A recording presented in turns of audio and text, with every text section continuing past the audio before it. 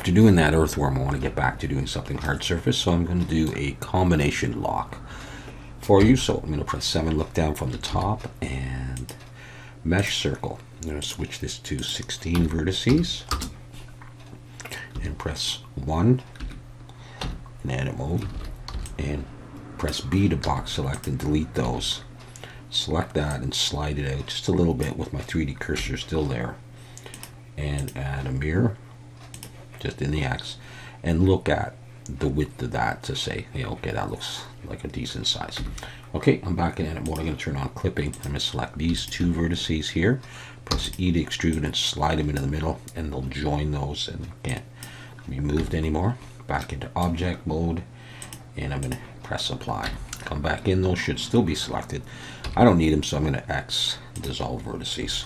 So I've got that. Press 1 to look from the front, zoom out a bit, press E to extrude and pull it up and get the height of the lock that I would want. Alright, so let's go with something like that. Let's press F to make a face, A to select the whole thing, and Alt N recalculate outside just in case. Press 3 for face selection and select that top face. Let's bevel that by hand. Control B and pull down a little ways like that, and roll my mouse up just by 1. Now I'm going to be using a subdivision surface on this, and so I want to keep it relatively lowish poly. It's going to end up probably around 7,000 or 8,000 tries. So Control 1, shade smooth. Now you could do 2, and 2 will look nicer, but it's going to get up there in poly. So let's just have a look at this. Okay, so 468 tries so far. Okay, let's bring in another circle. We'll leave it at 16 and bring it up. Go into edit mode. I'm going to look from the top. I'm going to scale that down and make a little place where the bar, whatever you call that, is going to fit, instead of making holes in this. Alright, so I've got that, and I'm going to press E to extrude and come up, take the whole thing and push it down into the surface, and then I'm going to do an edge selection, deselect, Shift Alt and click there, E and S, and just come in a ways. I don't know how far yet, so I'll just do that. Alright, and I might be able to get away with that. I might take that and bevel it just with 1. I will probably put a subdivision on, so if you're trying to go for low poly, you can decide if you want to just leave it like that, let's say, but I'm going to do this for now. So my 3D cursor is still down there at the bottom, so I'm going to mirror this as well, just like that. Okay, I'm going to come into this one. Let's just turn that off for a second and bring my 3D cursor to here. Shift S, cursor selected. So I had something selected. My 3D cursor is there. To make the bar, I'm going to use a plane and convert it to a curve in a moment.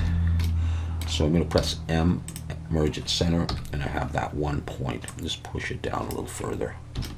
Okay, I'm zooming out a bit. E to extrude, come up, and just think about how high you want your bar. I'm going to go ahead and put on a mirror on that, except I need to get something to mirror against, so I'm just going to select that. And I'm going to press E to extrude. I'm going to pull in, but I'll turn on clipping, and I'll have that. And I'm not sure how, if that's high enough, or I think it's not quite wide enough. Yeah, I don't know. Let's see. Let's take that point and Shift Control B to bevel. Pull it in quite far, really close to the middle one, and then roll up till I have 5. That's probably enough points there. 1, 2, 3, 4, 5. All right. Let's see. I don't think that looks big enough yet. So I'm going to take the whole thing and I'm going to pull it up. Maybe that's right. I don't know really. Let's grab that point and pull it down and imagine that. And let's select this and turn that back on, that mirror, and see. Maybe once I give it some thickness. All right, at any rate, let's go ahead and apply that mirror and come back in and take that point and dissolve it and get rid of that. So I've got this. All right, let's convert this to a curve. Come to the curve dialog box, and under geometry and bevel, let's just start pulling this up. I'm going to shade smooth and control 1 for one subdivision. And now it's looking too tall to me. So I'm going to come in here. I'm going to grab those vertices and pull them down just a little bit. Alright, that's probably okay. Alright. Let's go on. Alright, select this and look from the side, number 3. Go into edit mode and wireframe, and I'm going to box select the bottom 3 right there so it gets it on both sides. Turn on proportional editing and pull, and you can adjust the size of your circle. I just want it like that, and then I think I'll grab this one and pull and make it a little rounder.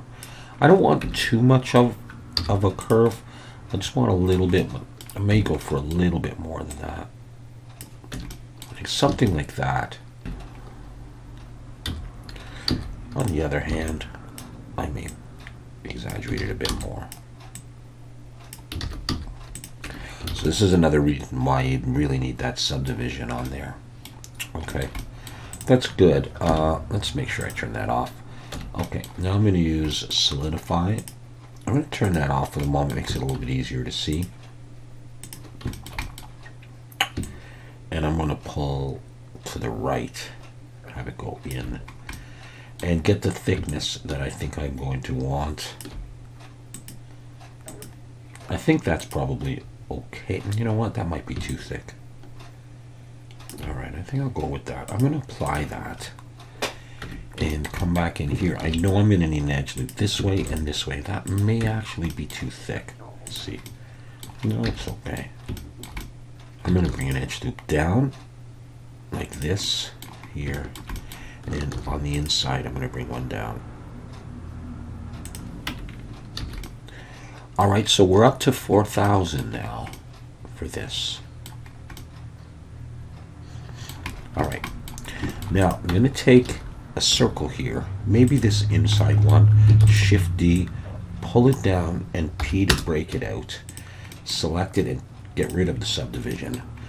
I'm going to use this in here. I just want it right past the curve there, as close as possible, really, because the dials are going to be on that.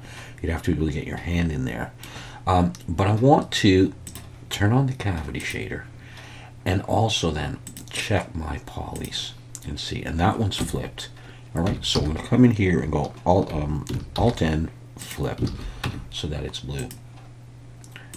Now, I'm going to need another one of these. It's going to be bright inside, and so I want to block some of that. So what I'm going to do is just Shift D, bring another one up, and, you know, I don't have that many polys, so that many objects, so I'm not going to worry about it. So I'm going to select, let's see if that's good. That's hitting the edges. Okay, let's just slash key to focus on that, and Control 7 to look from the bottom. So here we're going to make some holes in this. So I'm going to select it and Shift S, or should have selected, bring it right back to the middle. Let's bring in a plane and scale it down, scale it in the X. And these are going to be the spaces. I'm going to put an array on that. I'm going to want 4 of them and start sliding it out. These are going to be the spaces for the little number wheels, something like this. All right, let's just pull those down. So just get them sort of centered. I want another spot. I want a hole on both sides. So that's okay. So I'm going to extrude that up, and let's just actually take this. Now that I think about it, we're going to grab each edge, vertical edge, on this one, and Control B to bevel, and I'm going to have 5 segments in there. I'm just going to do that to round it off. Okay. Control 7 to look from the bottom. Before I leave this, I'm going to bring in a cylinder. Now, the more vertices you use here, the better, to get a nice round cylinder, because I won't be putting a subdivision on this. I'm going to use 24, but again, you know, poly count will go up. But I just want a small hole there, like that. And with my 3D cursor there, I'll just mirror that to the other side. I'm making sure everything is going through. I'm not worried about smoothing or anything right now. So I'm going to go ahead and apply that mirror. and I'm going to apply that array. I'm going to select both of them and Control J to join them. So I've got that. Let's just make sure all my faces are pointing the right way. Okay, yes. Grab this main piece here. I'm going to call this the plate and add a Boolean difference and select these and apply that, and now I can get rid of that and I have my holes. Okay, and so what I'm going to do here now is I'm going to come in here and I'm going to select, and so I may have to do 2 clicks for each, which is not bad. Let's make sure we get all the outside edge and this one, and I'm hoping that I can bevel. Now this one's a little close, but first of all I'm going to, let's say, look from the front, and I'm going to hit E to extrude and I'm going to pull it up like that. And like I said, I'm going to be covering it after, so that's okay. Don't worry about the sheeting yet. So now I'm going to go back in and grab all those edges again, because we're going to bevel this by hand. So grab that, and then let's just Control B and pull with a few segments, and we'll get a nice bevel. Now I'm going to shade smooth. I think I maybe already had that on. Weighted normal, and normal's auto smooth, and that looks okay. Slash key to bring everything back in. So I've got that, and underneath it is this piece here. All right, and I'm going to make that black so that when you look through, I'm going to actually leave a bit of gaps and stuff. You won't see anything. Let's come back to the main body. One thing I forgot, let's just slide an edge loop up anywhere you want and make just one design element. Control B, roll back to 0, so I just have the space in there. E and Alt S and pull that in a bit, just so that we have something else in there, and you know, like that. Okay, so that's the main part so far. Now I still think that's too tall, and so I'm going to come back in here, make sure those are selected, and pull it down just a little bit more. All right, now I'm going to select this piece again and slash key and Control 7 to look from the bottom, and I'm going to come in and I'm going to select an edge going all the way around so I can bring my 3D cursor there. Shift S, cursor to selected, and back into object mode. I'm going to bring in a circle here, and let's do circle, let's do 12 for this. All right, let's select it and let's rotate Y 90. I'm going to look from the side, number 3, scale it down and start pulling it up. And that's too small. Okay, I want it almost sort of touching the sides, but it obviously doesn't stick out that much, so I'll do that, and then I'll scale it again. And what I'm going to want is 3 or 4. It looks like I'm going to get 4 surfaces that are exposed that I would have a number on. You'll see what I'm getting at in just a minute. So let's take this and push it over here. I like to do this in vertex selection, just like easier for me to see. Let's extrude like this. And you can see I've got a flat space there, there, there, and there. So I'll put numbers on that. I just want to bring it down, and then when I scale this, I'm going to scale it again. I may only have 3. No, I still have probably 4.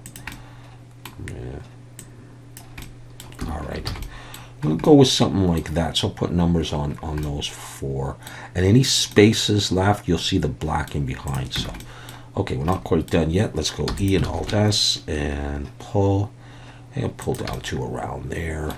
And let's get rid of those faces, first of all, and look from the side and say, okay, in wireframe, I don't need any of this or this. And how did I switch to there? Okay, wireframe. All right, let's do that again. I don't need any of this stuff here. So I'm going to delete all those vertices, and I'll just have that part there. But you won't see it, so we're not going to worry about it. Okay. Now, to make the spaces, Control 7 on from the bottom, press 2 and edge selection, and Shift Alt and click those edges. So I have a number there, number there, number there, and number there. I want a bit of space, so Control B, roll back to 0, so you just have just the space. And then I'm going to select, in face selection, these faces with a little gap in between. And then I'm going to extrude them. And the trick here is not to extrude too much. So E and Alt S and push just a little bit, like that. Then we'll come over, and yeah, I know it's going to add polys, but I'm going to bevel. And I'm probably going to go to 3. And I'm going to leave it at that. And now I can take this, if I want, I can push it in just a little bit, and there'll be a little bit of space, and that's what I'm going to have. So let's slash key to bring it back. So yeah, we're at 7,000, but that's it for the modeling, because I'm not, you could array this over if you didn't care about polys.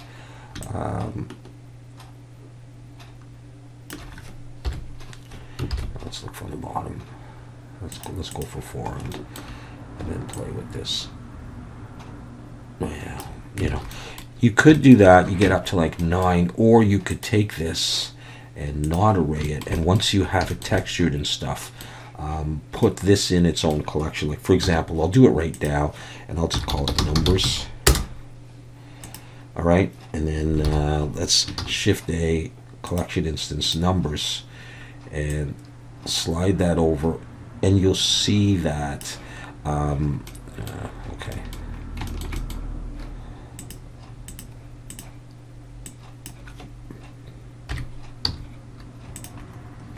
Let's just get these lined up. Okay. My polys won't increase, so I can duplicate that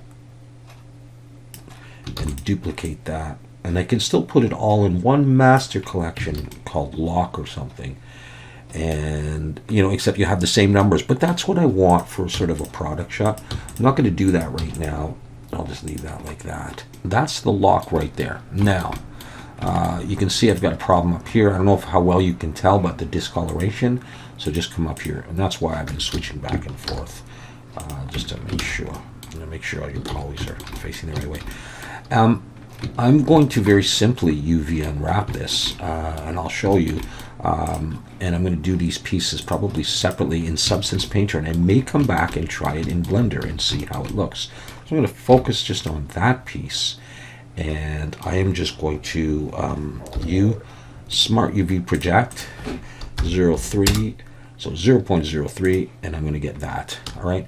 Now you can use Blender to pack this, and you may get a slightly better version, or you can use UV Pack Matcher. Let's see if that helps. And I don't know that it really did much more for me. Well, what I'll do is I'm going to export this and bring it into Substance Painter. All right, so here it is in Substance Painter, and if it looks funny, it's because it's very thin and there's no backside. So there's where it is, and I can just try to move the light. You can't really see it that well. You'll notice that I didn't put any materials in Blender, so I'm just going to call this over here lock plate. All right, I'm going to bake the maps, and I'm actually going to do it at 2K, even though it's such a small piece. All right, and I'm going to get rid of the default layer, and under materials, I'm just going to search for metal, and I'm probably going to use this iron brushed. And that's all I'm going to do. I'm not going to mess around with stuff. We're just going to do some quick things. Yeah, you could try to put on text or something, but I'll put text elsewhere. Let's just do that and save that and hit export. Okay, video combination lock plate, whatever. Okay, so now I'm going to come back to Blender and go into the shading tab and make sure I'm on this material preview. I'm going to click new, and I'll call this lock plate, and then I'm going to navigate to where those Substance Painter textures are by just Shift Control T, textures video, and I've only done the one, so select them all, and they will be on there. Let's look over here, and I realize you can't see very much yet, but they're, well, let's see if I hide that. Yeah, you can't really tell.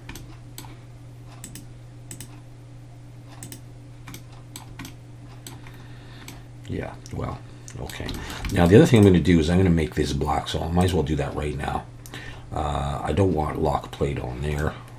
To make sure I got the right one.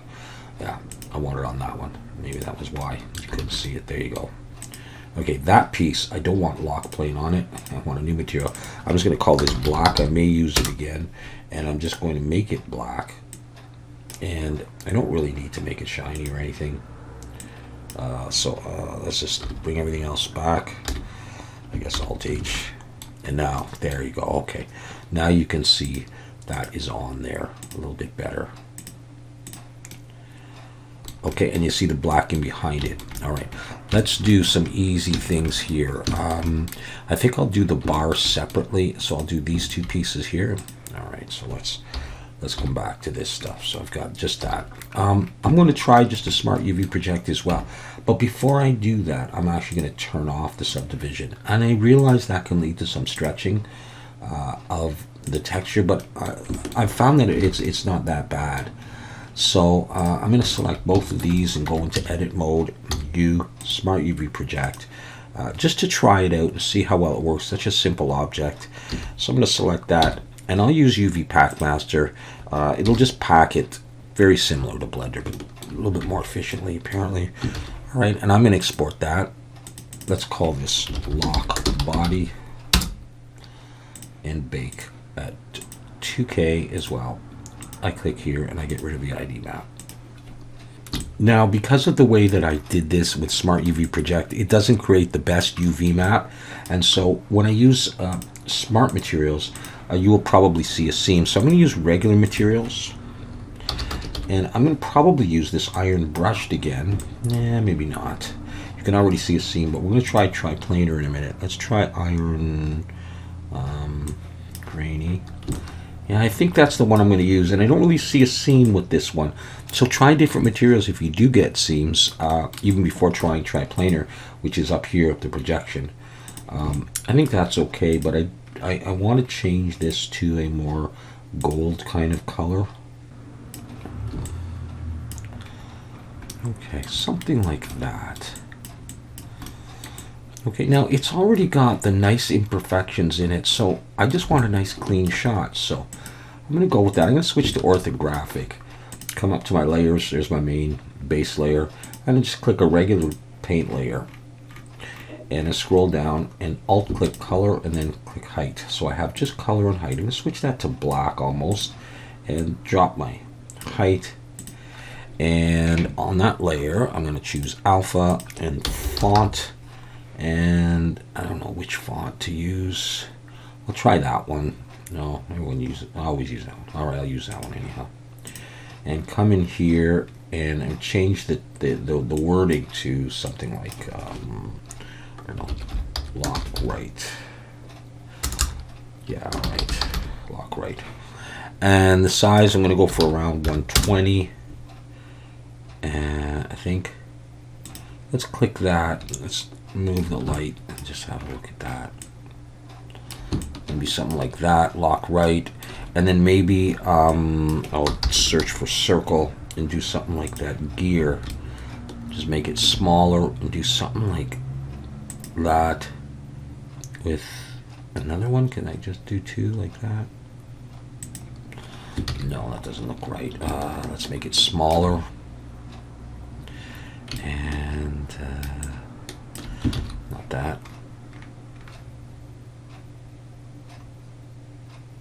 Yeah, I'll just put another one right there. That's what it's going to be.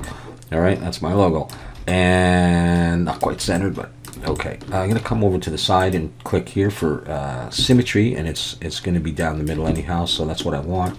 And I want to choose these circles here, and that size is okay. I'm just going to click there, and it'll be on the other side. So really simple Substance Painter stuff. I'm not really doing anything, just stuff right out of the box, but that's all right with me. And I got that there. Now, of course, you could add dirt and grunge and stuff. I don't want to do that, though. I just want it nice and clean. So, and back over in Blender, select that body, and I'm going to call it body. And, okay, lock body. That's what we want. Base color down to roughness. And we have that. Now, it looks like the text goes in, but I don't know that it does for sure. And so one thing that I usually have to end up doing is pulling that over. Let's maximize that. And pulling this down. And for this normal map here, I have to flip the green channel. So I come in here and I use converter, separate RGB, and then combine RGB. And then color invert, and I connect the red to the red, the blue to the blue, but the green channel here goes up here, and I invert that, and I take that there, I take that there, and then I come back and everything is good. All right, so I got my body, and let's take this piece and also put on body, and let's put back our modifiers here. There's a little subdivision, so it still looks okay. Okay, with the smooth modifier, with the subdivision, and I got that. I'll do that in a second. The bar is just pretty simple, so I'm just going to do it, and then I'll show you, because why spend your time watching every single thing, okay? But one thing I should mention is that it is a curve, and so you're going to need to convert it. So I'm going to switch this to, I'll use 4, and then convert it to a mesh first of all, and then I can unwrap it first, before anything else. I just put that on. Okay, good. So the last part is this here. So let's go into UV editing, focus on that, and guess what? I am just going to smart UV project. However, I'm going to turn on the sync and 3 for face selection, and I'm going to go Control 7, and really I want the number 1, 2, 3, 4. So this one is 1, so I'm going to press G and pull it out. This one is 2. I'm going to make it a little bit bigger and sort of match the size. All right, this one is 3, and then this one is 4. So this one I'm going to press S to scale and roughly match the size. Okay, so I've got them in order. However, they may be upside down, as we'll see, or turned. So we'll see. These things you're barely going to see, so I'm going to scale them down as movement in the corner. And this stuff you're just not going to see. So I'm going to just box it like that and drag it out. Oops, drag it out of the way.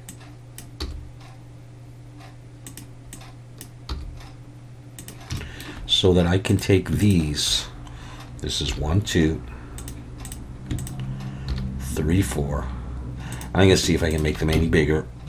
So let's see if I can just get these 2 in here. And these 2. I just don't want to overlap anything or go too close to the edge. I think that's okay. I'm just going to leave it like that. Okay. So that's good enough, and I'm ready to export that as an FBX. Okay, so there they are. And for this one, the first thing I'm going to do is I'll change this to lock numbers.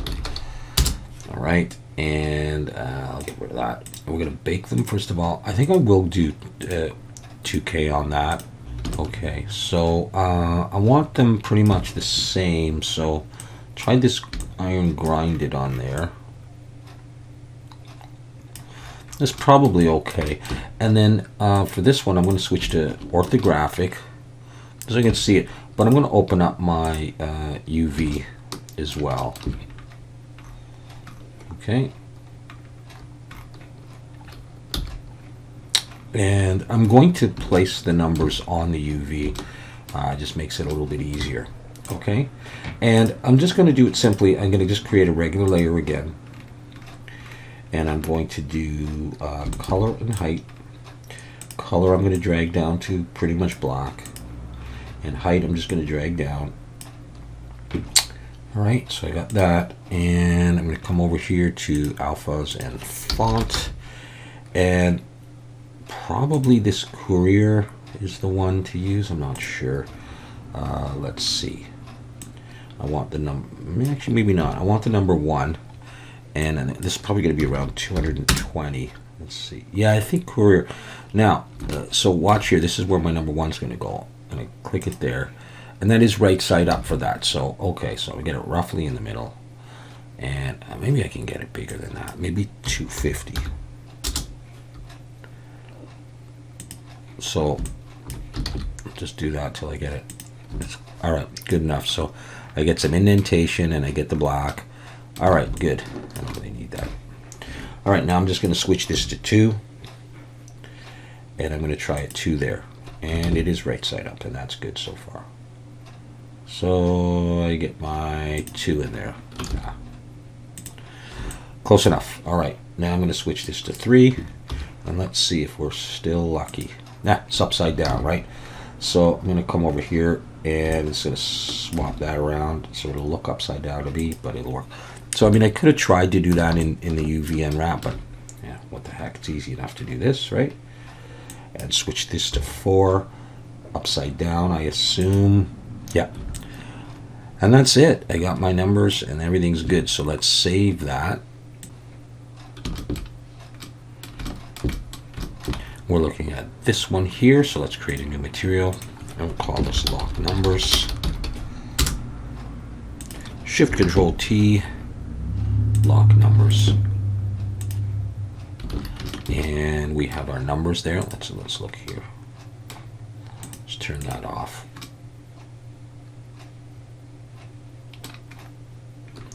Okay, and then like I said, at this point you can decide, Control 7, what you want to do. It looks like I'm at 6,787 tries. So I think, let's see what I'm going to do. Let's see, if I array it, let's see how much it goes up.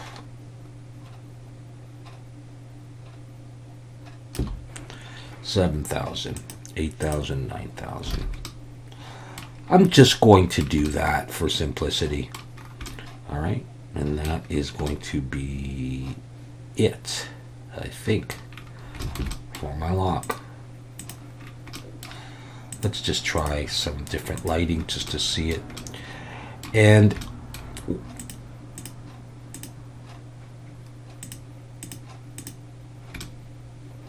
what I would probably do at this point is Shift C to bring my 3D cursor there.